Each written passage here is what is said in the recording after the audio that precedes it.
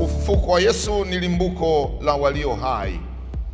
Tokea anguko lilipotokea, hakuna mtu mwema aliyekaa duniani na wanadamu wakampenda.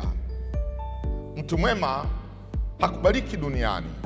Na ukiona mtu mwema yupo duniani, vita yake sio vita ya kawaida. Ufufuko wa Yesu Kristo unatuleta pamoja bila kujali matabaka yetu. Sasa hivi watu wanamtafuta Yesu kwa akili zao, sio kwa mioyo yao. Yesu hayupo kwenye akili. Yesu anatafutwa moyoni. Kumbe unaweza ukawa hukwenda shule lakini ukawa na Yesu maishani mwako. Watu wanaweza kukupuuza sana kwa sababu unazungumza masuala ya imani. Usiogope kupuuzwa. Sio wewe wa kwanza. Hata wale kina mama waliotoka makaburini waliosema Yesu amefuka, nao waliwapuuza. Hata siku ya kwanza ya juma ilipoanza kupambazuka, walikwenda kaburini wakileta manukato walioweka tayari.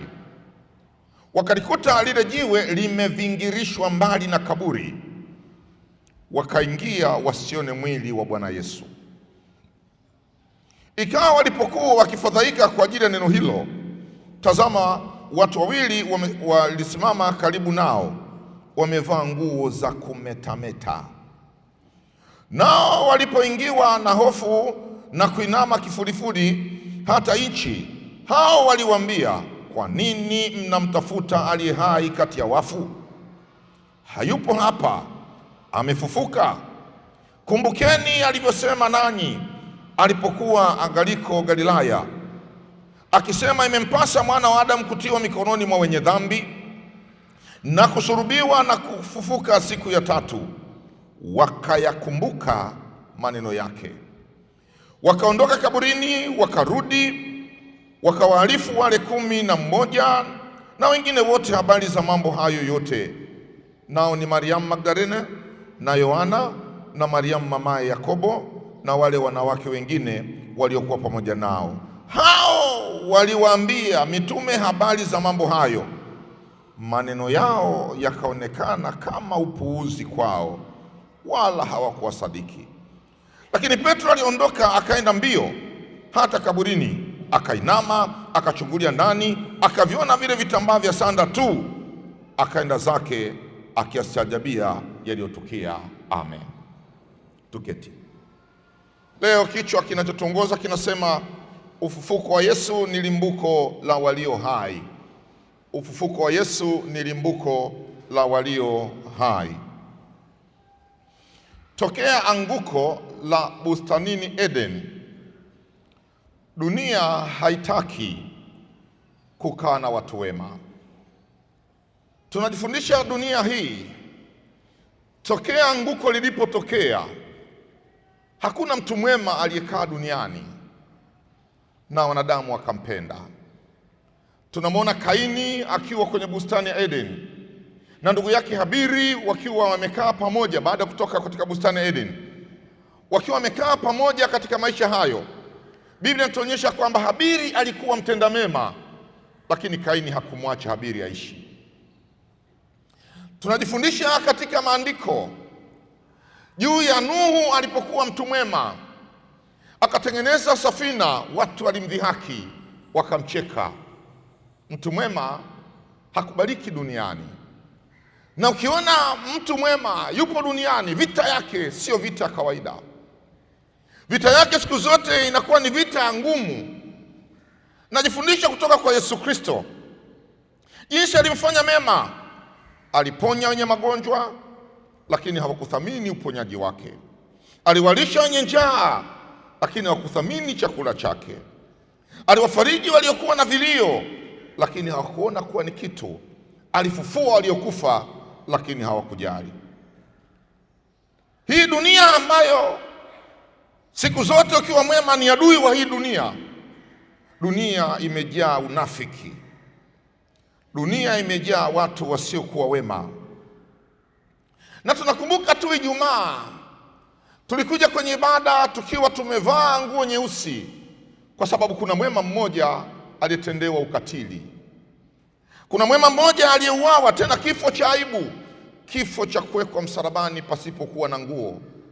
Kijana wa miaka 33 anakaa msalabani akiwa hana nguo, amevuliwa nguo zote, amepigiliwa msalabani, anahangaika katika masaa 6 ya kukaa kwake msalabani akiwa hakuna mtu wa kumsaidia na dunia inashangilia.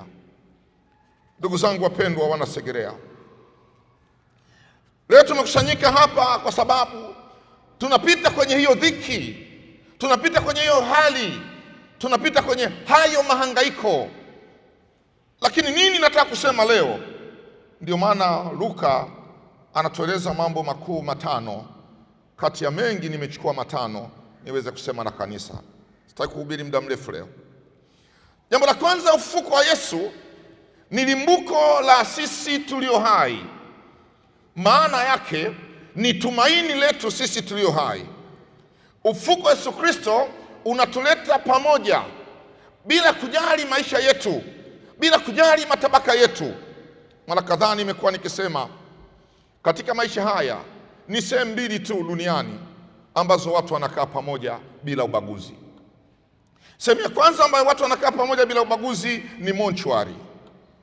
Monchuari, maiti ya askari na maiti ya jambazi zinakaa pamoja, na wakati mwingine hakuna kule kumwambia sogea nipishe, kila mtu kenda kule kwa sababu la kwake. Aliyemuua na aliyeuawa wanakaa pamoja, ni monchuari. Na mahali pengine ni kanisani, ndiko nakuweza kukaa bosi na mfanyakazi wako wa ndani, na huwezi kumwambia inuka, hapa ni pangu. Kanisani na monchuari. Sasa monchuari wanakaa waliokufa, kwa hiyo tunabakisha sehemu moja tu, kanisani peke yake ndiko tunakoweza kukaa pamoja. Lakini tunakaa pamoja, tuna umoja, tunakaa pamoja, tunawaza sawasawa, tunakaa pamoja, tunafikiri sawasawa. Ndugu zangu, katika somo hili tulisoma, hawa kina mama wanakwenda kaburini. Wanafika kaburini, wanakuta jiwe limevingirishwa mbali na kaburi, jiwe limeondolewa. Na mimi nilikuwa najiuliza, je, mwana Segerea, hakuna mtu aliyekuwekea jiwe kwenye maisha yako? Watu wanatembea na mawe kwenye maisha yetu. Kuna mtu ambaye hataki ufike hivyo ulivyo, ameweka jiwe. Hazungumzi mema kwa ajili yako, kila wakati anasema mabaya kwa ajili yako. Hilo ndio jiwe alilokuwekea. Ukitaka kutoka katika hilo jiwe huwezi kutoka. Hilo jiwe limewekwa, ndilo ambalo linalotesa maisha yako. Watu wameweka jiwe kwenye biashara yako, watu wameweka jiwe kwa watoto wako, watu wameweka jiwe kwenye ndoa yako, watu wameweka jiwe katika mazungumzo yako, watu wamekuwekea jiwe. Na kwa sababu hiyo hata watu wakijaribu kutaka utoke, lile jiwe limewekwa kukuzuia. Mungu anakupa neema, wakati mwingine unataka kuinuka, lakini kuna jiwe limewekwa. Sio jiwe limekaa, jiwe limewekwa. Kwa ruksa yangu naomba mtazame jirani yako, mwambie tafadhali usiniwekee jiwe. Na saa nyingine jiwe ambalo umewekewa, una fight kweli kwenye maisha, unahangaika kweli kwenye maisha, lakini jiwe limewekwa jiwe kutoka Bagamoyo, limewekwa jiwe kutoka Sumbawanga, limewekwa jiwe kutoka huko na kukujua wewe. Watu wameweka jiwe kwa kutaja jina lako kwenye maji. Huyu tunamweka kwenye maji na jiwe lake hili. Una fight, unahangaika, huwezi kutoka kwenye maisha. Niseme nisiseme Segerea asubuhi ya leo? Kuna watu wamewekewa mawe. Unavyo struggle wewe na biashara zako ungetoka, unavyohangaika wewe na maisha yako ungetoka, lakini jiwe limewekwa. Mungu ashukuriwe, kuna malaika maalum walitumwa kwenda kuliondoa jiwe kwenye kaburi la Yesu. Na mimi asubuhi ya leo nataka nikwambie mwana Segerea, jiwe lilowekewa asubuhi ya leo litavingirishwa mbali na maisha yako, litavingirishwa mbali na biashara yako, litavingirishwa mbali na watoto wako. Leo ni siku ya kuondoa jiwe ulilowekewa kazini. Leo ni siku ya kuondoa jiwe ulilowekewa kwa watoto wako. Leo ni siku ya kuondoa jiwe ulilowekewa kwenye huduma yako. Leo lazima jiwe livingirishwe mbali.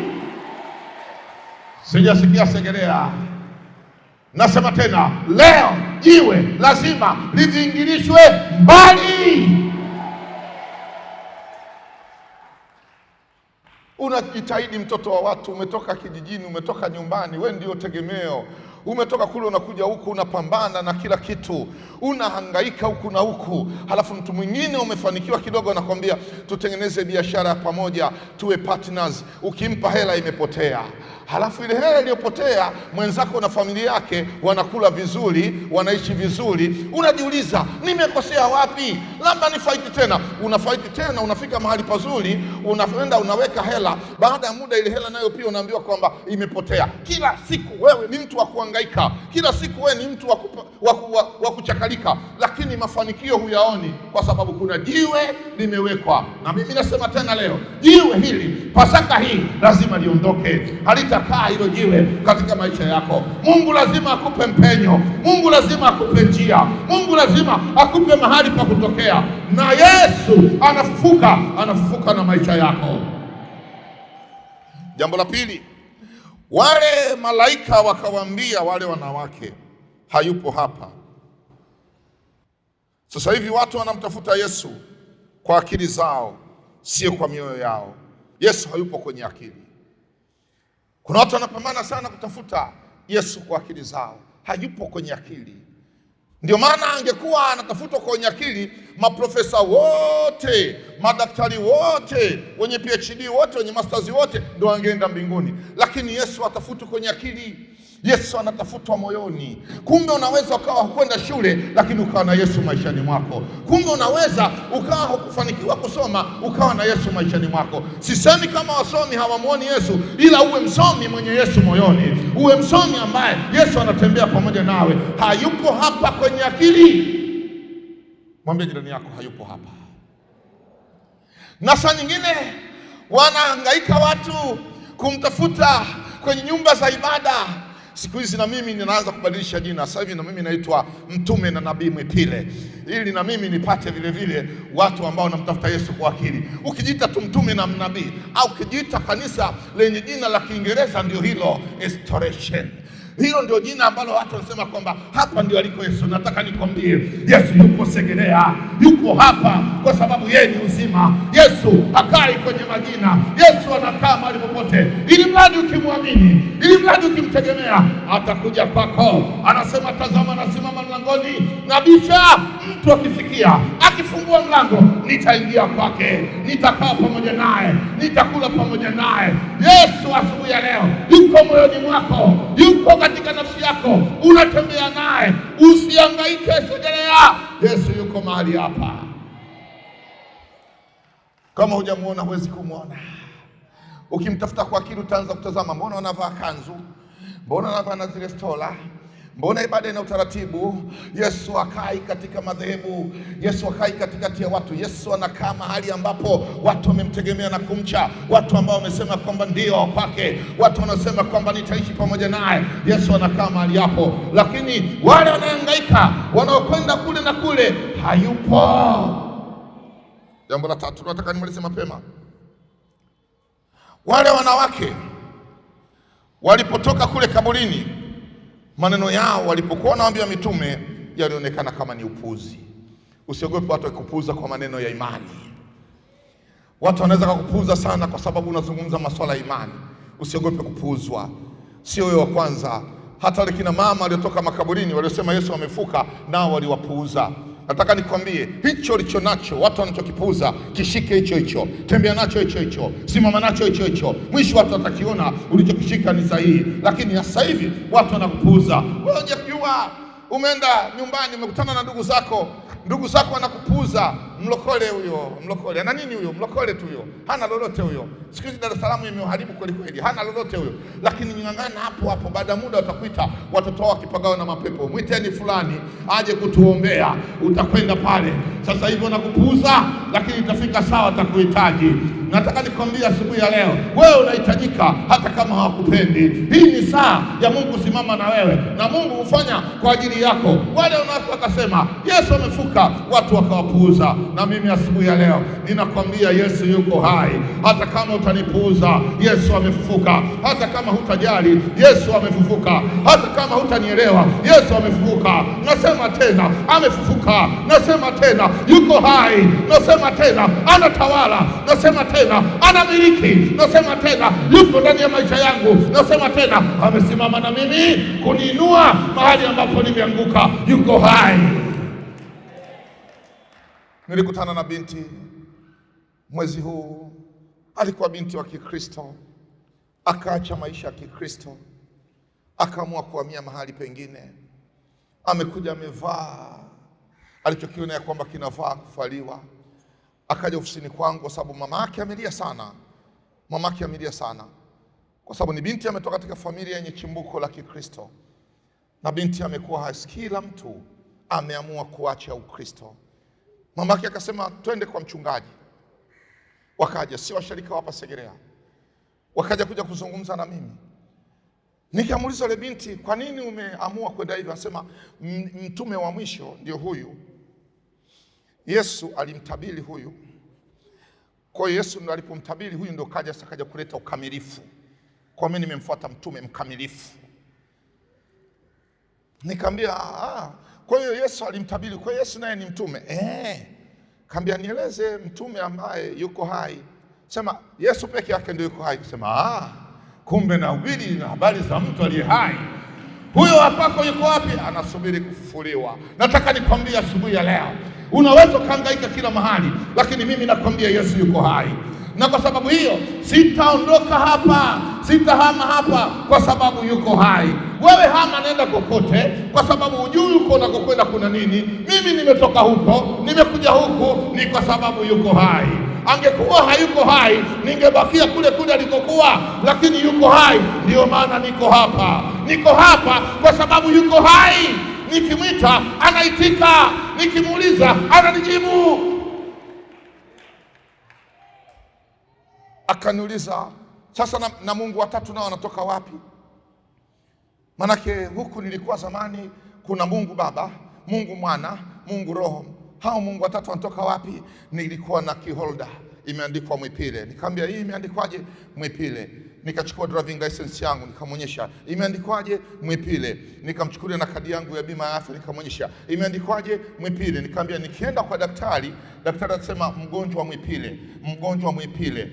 Hiyo daktari ataniita hivyo. Nikikamatwa trafiki atasema driver Mwipile. Nikienda ibadani atasema mchungaji Mwipile. Hapo kuna Mwipile watatu? Taka nikwambie, kuna watu wamechanganyikiwa na maisha.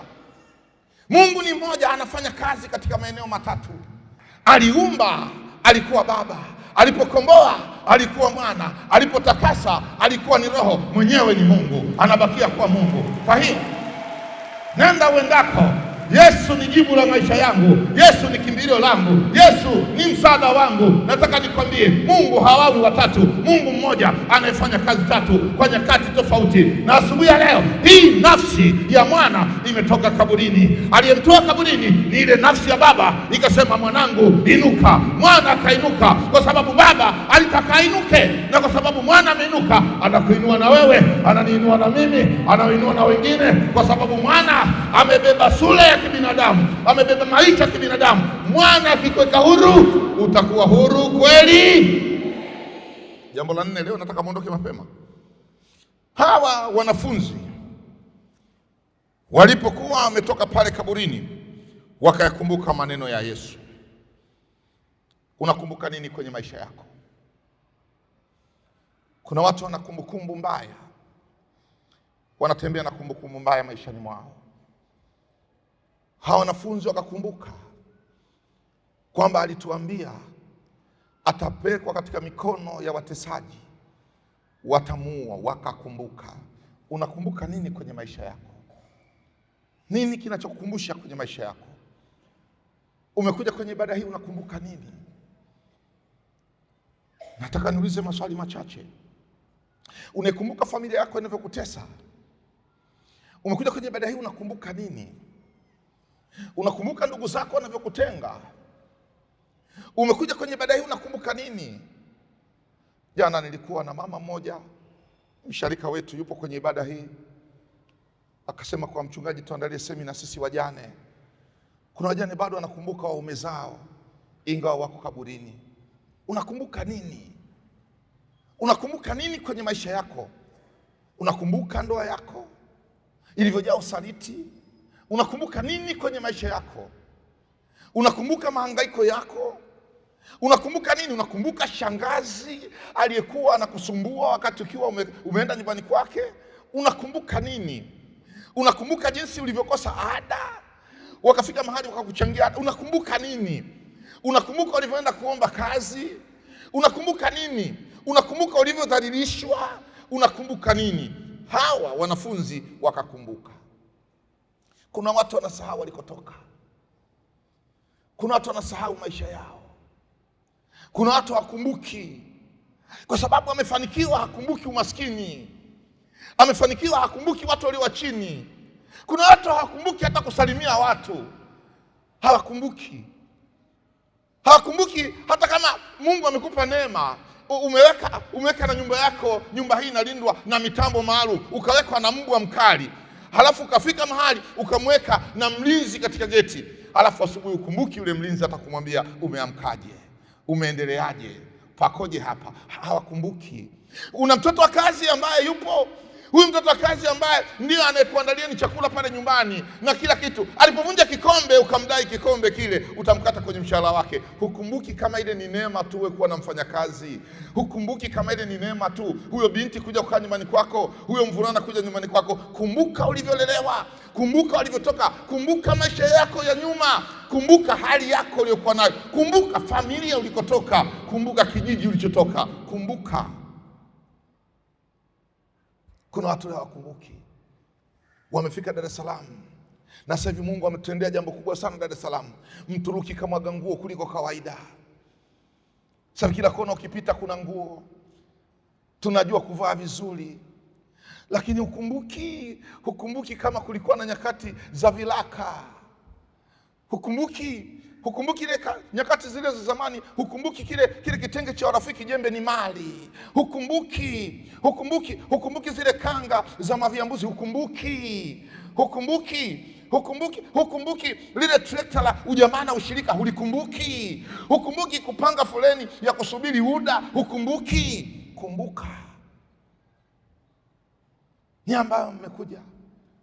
Sisi ambao tumezaliwa Dar es Salaam, kuna kitu kilikuwa kinaitwa zamani kanyaboya. Unakwenda kununua nguo, unafungiwa majani ya kabichi. Ukitazama kushoto umepewa majani ya kabichi na unaambiwa usifungue. Ukifungua askari akikuona atakukamata. Unaenda kufungulia huko, umenunua kabichi. Hukumbuki.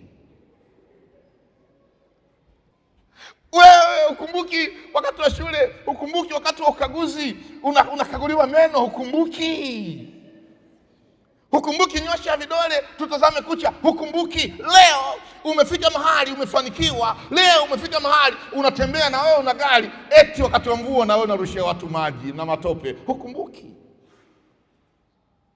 Wale wanafunzi walikumbuka. Na mimi natamani Pasaka hii watu warudi wakiwa nakumbuka. Nataka nikukumbushe, kuna vitu ya msingi katika maisha. Umekuwa Mkristo, kumbuka ulikotoka. Kumbuka maisha yako. Nimalizie. Wale kina mama wakaondoka kaburini. Wanaondoka kaburini kwa sababu Yesu yuko hai. Wanaondoka kaburini kwa sababu Yesu amefufuka. Hawakai tena kaburini, wakaondoka kaburini. Na mimi natamani leo nikwambie, vitu vyako vilivyokufa vitaondoka kaburini leo. Kila kitu chako kilichokufa hakitakaa kaburini leo. Leo ni Jumapili ya kipekee. Leo ni Pasaka ya kipekee, Pasaka ya kufufua vilivyokufa, Pasaka ya kufufua vile ambavyo vinadhaniwa kwamba vimezikwa. Pasaka hii Yesu afufuke pamoja navyo. Yesu afufuke na uchumi wako. Yesu afufuke na vile vilivyokutatiza, Yesu afufuke navyo. Yesu afufuke na magonjwa yanayokuandama, Yesu afufuke ayashinde. Yesu afufuke na kila hali ya familia yako unayopitia, Yesu afufuke. Amfufue kakako mkubwa, Yesu afufuke. Amfufue mdogo wako, Yesu afufuke. Afufue ndoa yako, Yesu afufuke. Afufue familia, afufue kila ambacho unadhania kwamba kimeshindikana. Ngoja niseme mtu mmoja apone. Yule mdogo wako, yule mlevi wa kupitiliza, yule ambaye familia nzima imesema ameshindikana, yule ambaye mkimwacha nyumbani mna wasiwasi, mna mashaka, Yesu leo akutane naye, amfufue katika hali iliyokuwa nayo. Yesu leo akutane naye, amtoe katika kila hatua. Leo ni siku ya ufufuko. Si natosha bwana? Mwende mkale pilau, mimi naenda kula na wafungwa. Imetosha. Haleluya.